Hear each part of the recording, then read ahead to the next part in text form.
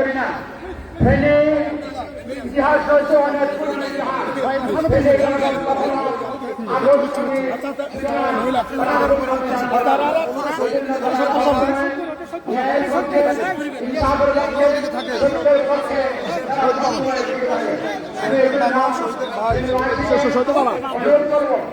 আগামী দিনে বাংলাদেশ করার জন্য অভ্যুত্থানের মাধ্যমে যারা নতুন বাংলাদেশ করার সুযোগ পেয়েছি সুযোগে কাজে লাগিয়ে আগামী 12 ফেব্রুয়ারি নির্বাচনে আমাদের যে পক্ষে যারা প্রার্থী রয়েছেন তাদের পক্ষে দাঁড়িপাল্লার পক্ষে ফেনী জেলায় এবং ইন্দোরের পক্ষে আমাদের নির্বাচনে ভ্রমণ থেকে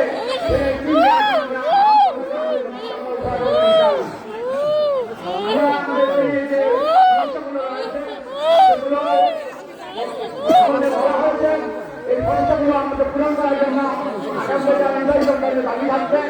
এখানে একটা কথা কিন্তু বলতে হয়, যেমন আমাদের বিশ্ববিদ্যালয়, সরকারি মেডিকেল কলেজ, এগুলো কোনো বিষয় জন্য আমাদের এখানে প্রধানমন্ত্রী পেয়েছিলাম দুর্ভাগ্যজনক হয় যখন নেতৃত্বে ব্যর্থতার কারণে আমরা আমাদের হয়নি।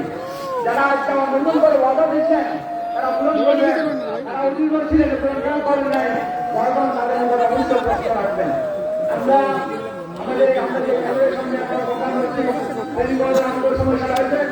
এখানে 22,000 ছাত্রছাত্রীর জন্য এক ভবন নেই, ছাত্ররা আপনারা ভালোভাবে ক্লাস করতে পারবেন।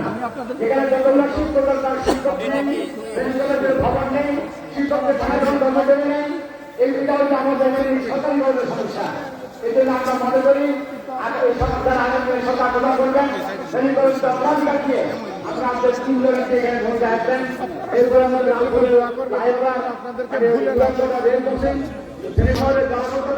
বিশেষ করে জওয়ানগুলো থেকে এখানে আপনার ময়লার বিভো করা হয়েছে, যার কারণে অঞ্চলে লোকেরা